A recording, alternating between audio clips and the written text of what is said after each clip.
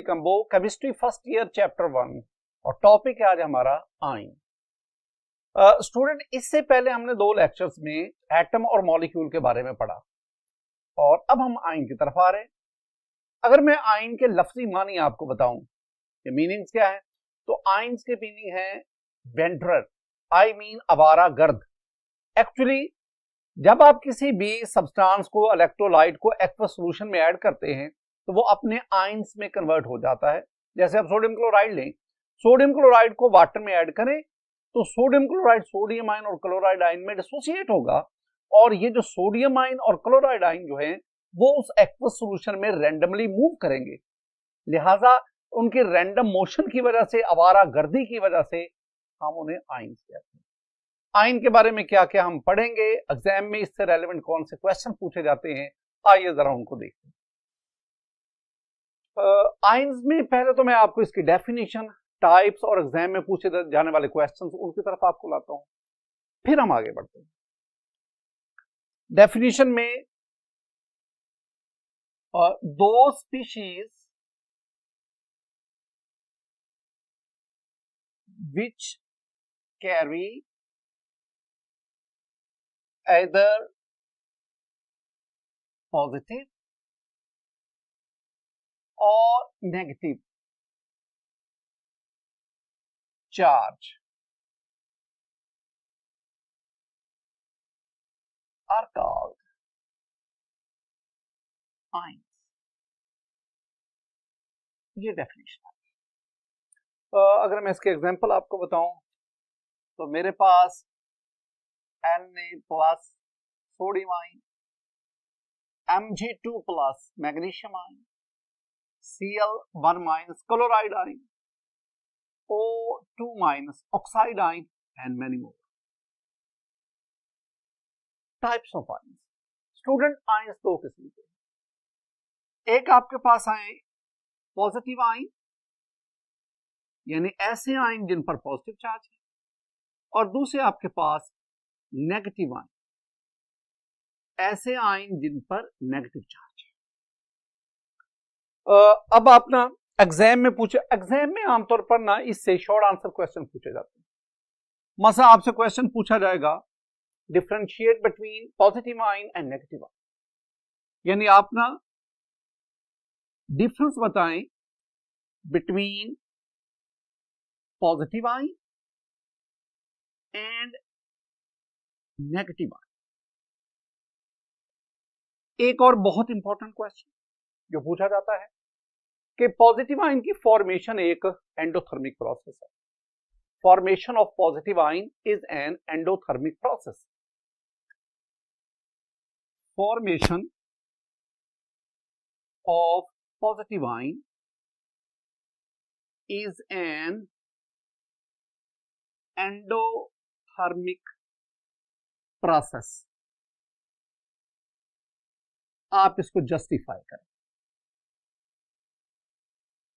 एक और क्वेश्चन जो बड़ा टेक्निकल है, जो बड़ा क्रिटिकल है, ये ऐसा आयन जिस पर -2 चार्ज हो, जैसे O-2 मैंने लिखा, this is called dinegative ion. तो the formation of dinegative ion is an endothermic process, while the formation of uninegative ion is exothermic process. तो इस किस्म के क्वेश्चन जो है ना वो आमतौर पर बोर्ड में पूछे जाते हैं। मैं आपको पॉजिटिव आयन और नेगेटिव आयन दोनों की कैरेक्टरिस्टिक्स समझाता हूं। आपने इनमें से ना वो पॉइंट्स नोट कर लेने हैं जो आप डिफरेंस ऑफ पॉजिटिव और नेगेटिव आयन में लिखेंगे। 6-7 पॉइंट्स हैं, उनको आप नोट करते जाएंगे। मैं आपको इन दोनों की कैरेक्टरिस्टिक्स समझाता हूं। स्टूडेंट, पॉजिटिव आयन और नेगेटिव आयन, इन दोनों के दरमियान डिफरेंसेस उसको जानने से पहले लफ्ज एटम समझाना जरूरी है। एटम के बारे में हम लास्ट लेक्चर्स में कुछ पढ़ के आए हैं। हमने एटम मॉलिक्यूल की वेरियस डेफिनेशंस को डिस्कस किया, लेकिन यहां मैं आपको एटम के बारे में 2 बातें खास तौर पर समझाना चाहता हूं जो इस टॉपिक में हमें हेल्प आउट करेंगे। एटम के बारे में पहली बात कि in an atom the number of proton is equal to number of electron. किसी भी एटम में जितने प्रोटॉन होते हैं उतने electron. Sodium atom 11 proton 11 electron, magnesium atom 12 proton 12 electron, chlorine atom 17 proton 17 electron. तो एटम में प्रोटॉन और इलेक्ट्रॉन की तादाद बराबर है। जितना एटम पर पॉजिटिव चार्ज उतना ही एटम पर नेगेटिव चार्ज। तो overall atom is a neutral particle. Neutral particle, ये दो बातें आपने। अब अगर किसी एटम में loss of electron, loss of one और मोर इलेक्ट्रॉन्स होता है, लॉस ऑफ वन और मोर इलेक्ट्रॉन, तो अब क्या होगा? अब इलेक्ट्रॉन और प्रोटॉन की तादाद बराबर नहीं रहेगी, यू वो एटम पॉजिटिव आयन में कन्वर्ट। अब इस पॉजिटिव आयन में जब आप लिखेंगे पॉजिटिव और नेगेटिव आयन का डिफरेंस जब लिखेंगे तो ये पहला पॉइंट लिखेंगे कि positive ion is formed by the loss of one और more electron from an atom.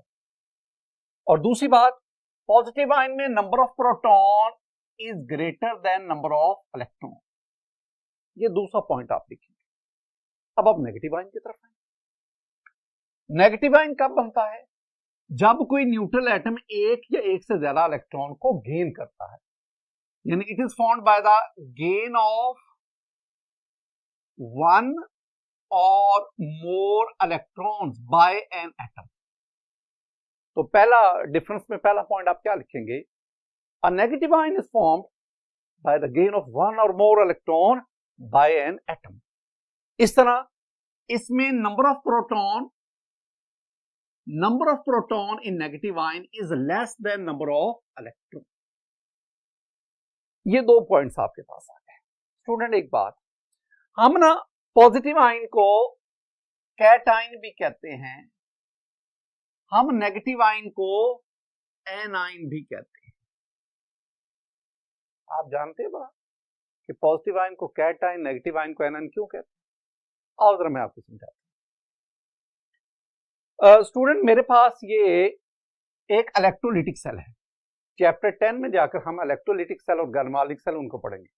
Electrolytic cell जिसमें इलेक्ट्रिसिटी कंज्यूम होती है, जिसमें इलेक्ट्रोलिसिस होती है। तो अब इलेक्ट्रोलिटिक सेल जो है उसमें मेरे पास ये एक इलेक्ट्रोड है, it is connected to positive terminal of the battery.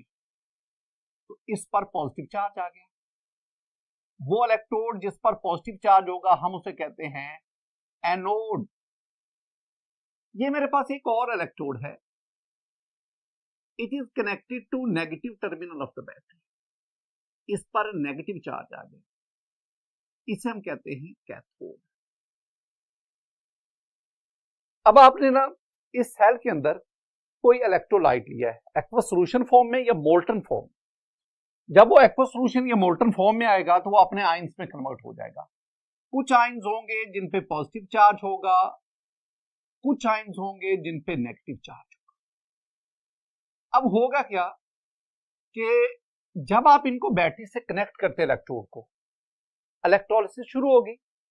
ये जो पॉजिटिव चार्ज रखने वाले, पॉजिटिव चार्ज वाले, they will move towards the cathode. ये कैथोड की तरफ मूव करेंगे और वहां जाके ये इनके इलेक्ट्रोलिसिस होगी। अब जब ये कैथोड की तरफ जाएंगे, यानी कैथोड इनको अटैक करेगा। कैथोड का पहला जो है ना कैट लिखा हुआ है और इसी से हम लफ्ज लेते हैं कैटाइन। कैथोड ऐसा इलेक्ट्रोड जो कैटाइन को अट्रैक्ट करता है। तो वो इलेक्ट्रोड जो कैटाइन को अट्रैक्ट करता है उसे हम कैथोड कहते हैं, या ऐसे आयन जो इसको कैथोड अट्रैक्ट करता है, those ions are called cation. तो ये जो कैटाइन का कैट है ये कैथोड से आया, और कैथोड पे नेगेटिव चार्ज है। नेगेटिव चार्ज वाला इलेक्ट्रोड हमेशा पॉजिटिव चार्ज वाले आयन को अट्रैक्ट। इसके बरक्स अगर आप एनोड को देखें तो इसमें पॉजिटिव चार्ज और डेफिनेटली नेगेटिव चार्ज वाले आयन को अट्रैक्ट करे। तो ऐसा इलेक्ट्रोड जो नेगेटिव इसको अट्रैक्ट कर रहा है। अब इसके शुरू में है एन, तो इसी से हमने क्या ले लिया, एन आइन। तो एन आइन जिनको एनोड अटैक करता है, कैटाइन जिनको कैथोड अटैक, ये इनके भी। स्टूडेंट तीसरा पॉइंट जो हम आते हैं ना पॉजिटिव आयन, मैं एक सेंटेंस लिखता हूं, फॉर्मेशन ऑफ कैटाइन यानी positive ion is an oxidation process. Cation का बनना एक ऑक्सीडेशन प्रोसेस है। और इधर मैं लिखूंगा formation of anion. A9 mean negative ion is a reduction process. अब इनको याद रखने के लिए एक छोटा सा टोटका मैं आपके साथ शेयर स्टूडेंट में लिख रहा हूं लियो रोर्स जर। ये एक टोटका है, सिर्फ इस बात को याद रखना। लियो में loss of E stand for electron is called oxidation, यानी ऐसा प्रोसेस, ऐसा रिएक्शन जिसमें इलेक्ट्रॉन का लॉस हो उसे हम कहते हैं ऑक्सीडेशन। और इधर G for gain of E stand for electron is called reduction. ऐसा रिएक्शन, ऐसा प्रोसेस जिसमें गेन ऑफ इलेक्ट्रॉन होती है उसे कहते हैं रिडक्शन। हमने पढ़ा कि जब ये पॉजिटिव आयन या कैटाइन बनता है, ये एटम है, जब इसमें लॉस ऑफ इलेक्ट्रॉन हुआ एक से ज्यादा, तो ये मेरे पास पॉजिटिव आयन बना।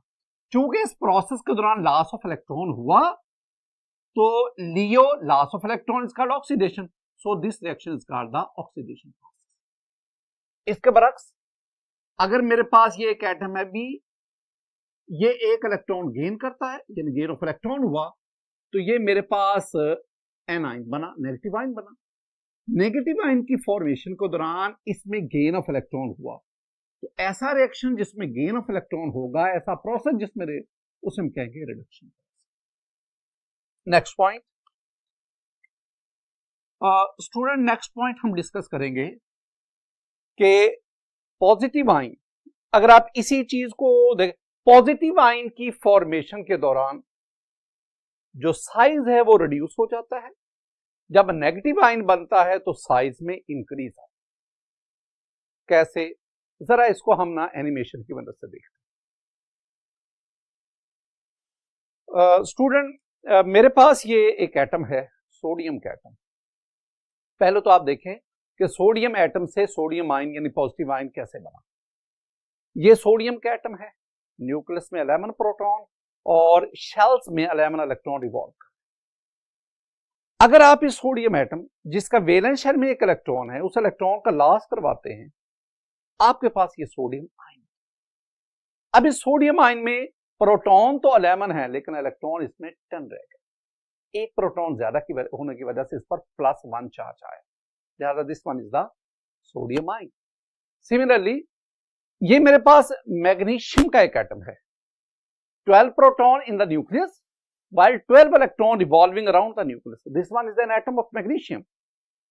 इसके वैलेंस शेल में 2 इलेक्ट्रॉन है। आप इन दोनों इलेक्ट्रॉन का लॉस करवाएं, तो जितने एटम से इलेक्ट्रॉन का लॉस होगा, उतना पॉजिटिव आयन पर +2 चार्ज आता जाएगा। यूं 2 इलेक्ट्रॉन के लॉस से वैलेंस शेल खत्म हो गया।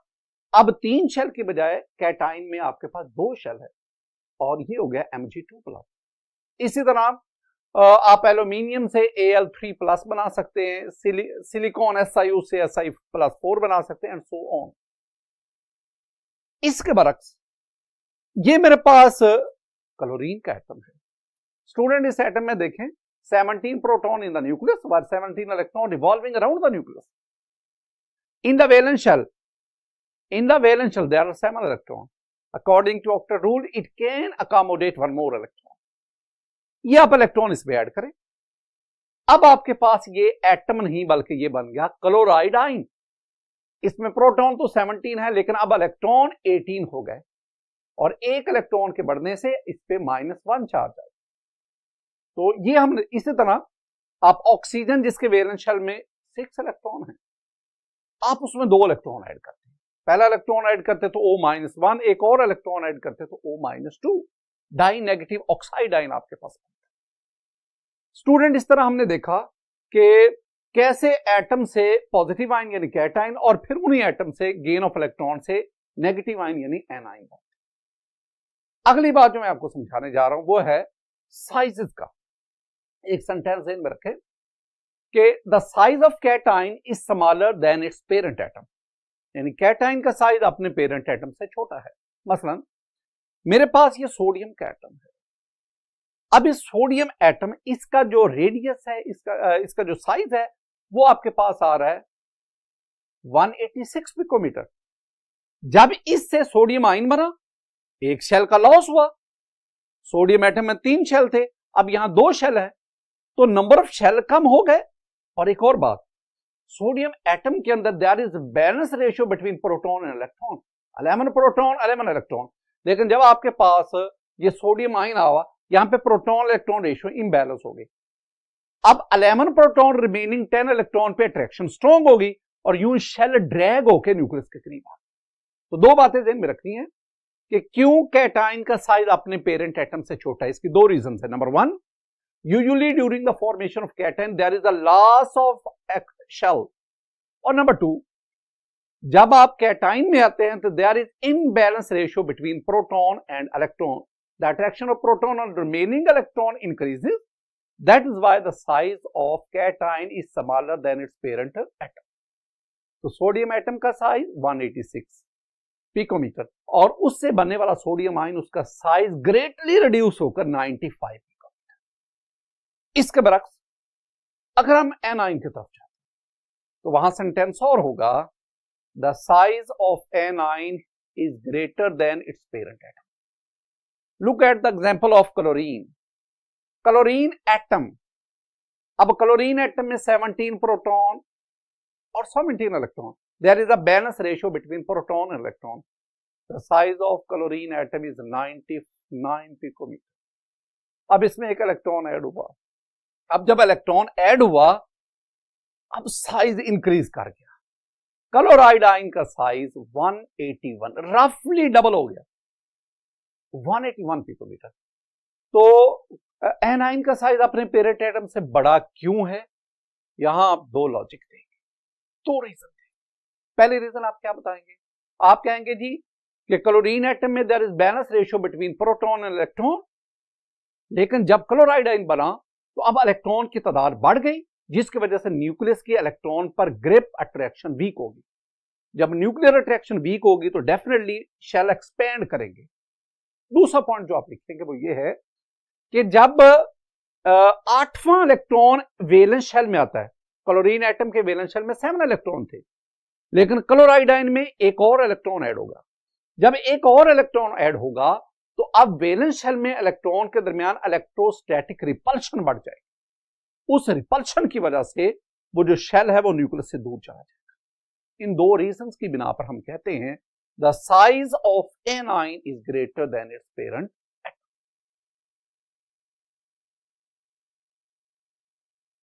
पहली बात मैंने आपको बताई, size of cation is smaller than its parent atom.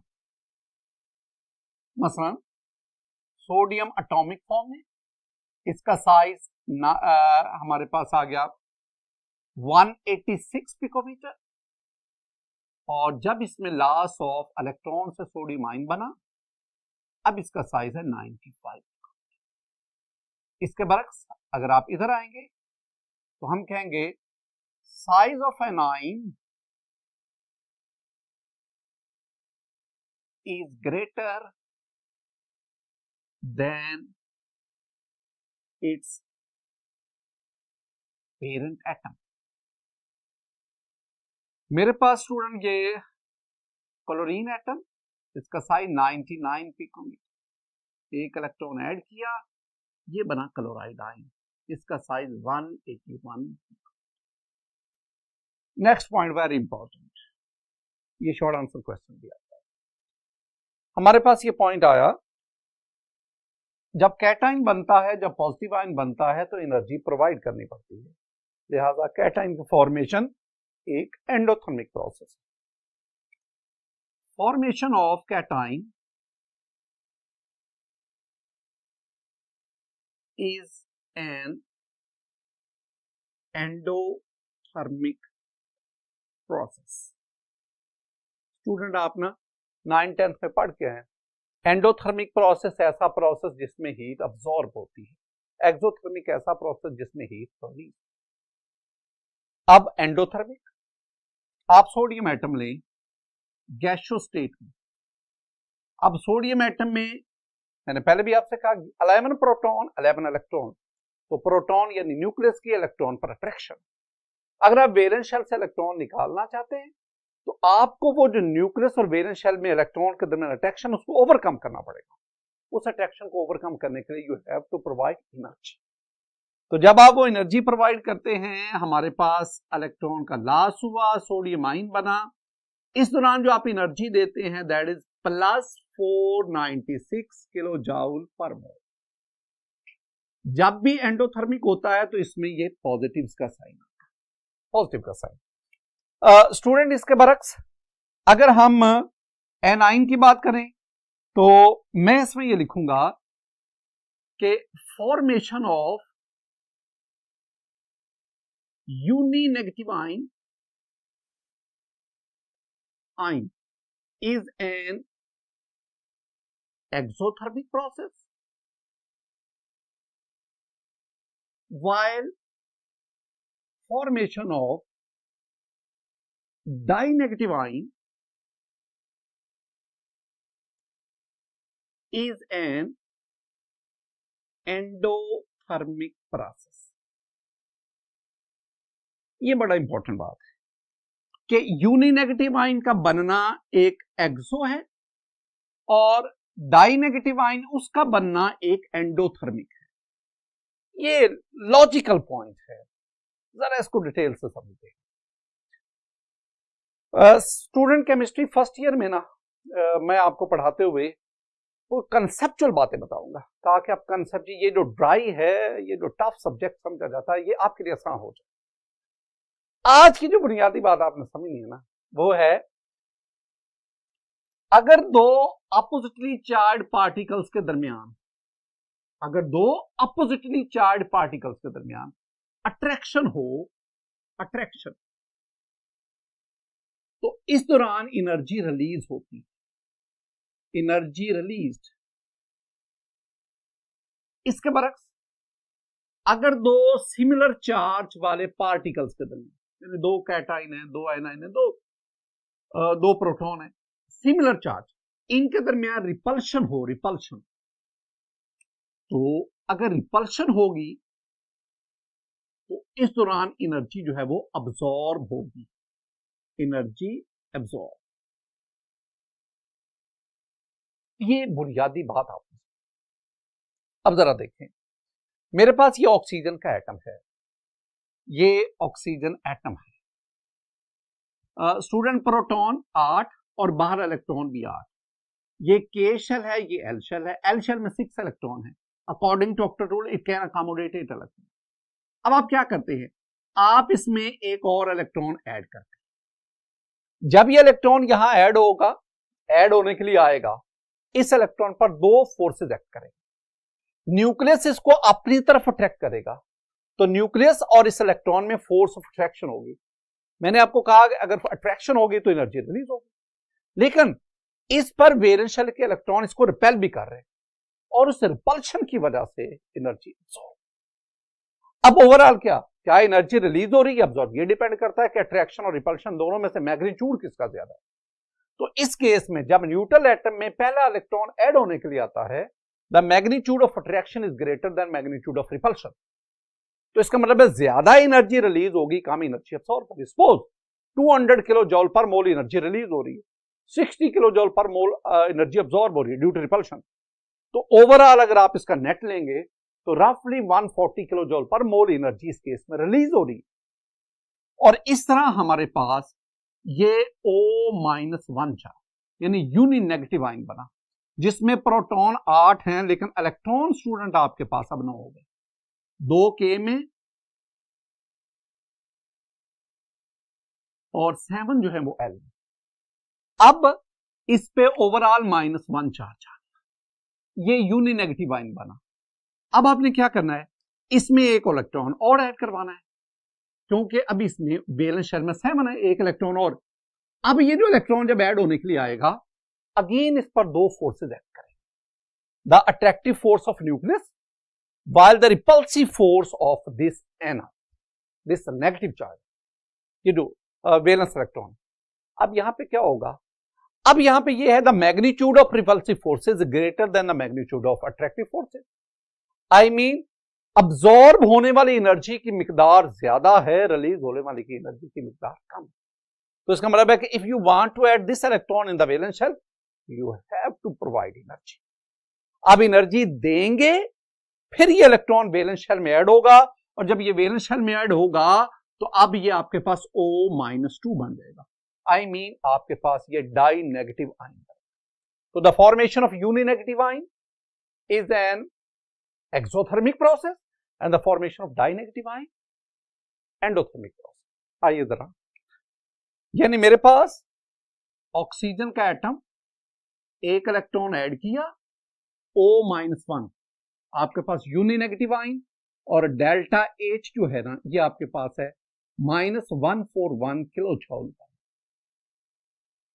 और अगर आपके पास इसमें एक और इलेक्ट्रॉन ऐड करेंगे तो आपके पास बनेगा डाई नेगेटिव आयन O2-, लेकिन इस दौरान you have to provide the energy and that is +780 kilo joule. Student, 2 points और आप जेन में बिठा लें। पीरियोडिक टेबल में जो मेटल्स हैं, metals, most of the elements in periodic table are metals. Around 83 elements are metals. 12 are metals. Metals have low ionization energy. They lose electron and they form the cation. चूंकि metals की तादाद बहुत ज्यादा है, ज्यादा positive ion, cation, इनकी तादाद भी ज्यादा है। इसके बरक्स पीरियोडिक टेबल में जो नॉन मेटल्स हैं, इनकी तादाद कोई 17 to 21 है। They have high electron affinity, they have tendency to gain electron and they form the anion negative. Student, एक और पॉइंट पे आते हैं, और वो हमारे पास है कि कैटाइन पे, पॉजिटिव आयन पे चार्ज कौन सा होगा, +1 +2। ये डिपेंड करता है कि वो उसने कितने इलेक्ट्रॉन का, एटम ने कितने इलेक्ट्रॉन का लॉस किया, और वो हमारे पास बनता है। The charge on positive ion या a positive ion have charge +1 +2 +3 and so on depends upon the number of electron lost by the atom. Similarly, negative ion पे चार्ज क्या होगा, a negative ion have charge, a negative ion has charge -1, -2, -3 and so on. It depends upon number of electron gained by the atom. इसके बाद अपना positive ion और negative ion, इसके examples, we have a lot of examples. एक और चीज student, वो है हमारे पास polyatomic ions. Polyatomic ion, एक होते हैं सिंपल आयन, एक पॉली एटॉमिक आयन। अगर आप इसके मीनिंग्स देखेंगे, ऐसे आयन जो एक से ज्यादा एटम पर कुछ नहीं, which consist of group of atoms. तो ions which consist of group of atoms are called polyatomic ion. मसलन मेरे पास ये आयंस आ गया, NH4+ अमोनियम आयन, ROR। ये ROR ईथर होता है, अगर हम ऑक्सीजन पे प्लस लगा दे, this is called oxonium ion. इस तरह जब आप सेकंड ईयर ऑर्गेनिक केमिस्ट्री पढ़ेंगे तो आप इनसे भी आपका पाला पड़ेगा। These are called the carbocation, this one is the tertiary carbocation. ये वाले जो मैंने आयन लिखे हैं, ये एक से ज्यादा एटम पर मुश्तमिल है, they consist of group of atoms. Similarly आपके पास है OH negative, CO3-2 carbonate, SO4 2- sulphate, HCO3-1 bicarbonate and many more. Student, ये दोनों जो कैटेगरीज हैं, these are called polyatomic ions. ऊपर वाले जो मैंने लिखे हैं दे आर कॉल्ड पॉजिटिव या cationic polyatomic ion and they are called the anionic polyatomic. तो ये हमारे पास स्टूडेंट आज के इस लेक्चर में हमने ion and types of ion, I mean positive ion, negative ion, और लास्ट में हमने पॉलीएटॉमिक। मेरी दुआ है कि अल्लाह ताला आपको दुनिया में और आखिरत में कामयाबी नसीब फरमाए। अस्सलामु अलैकुम।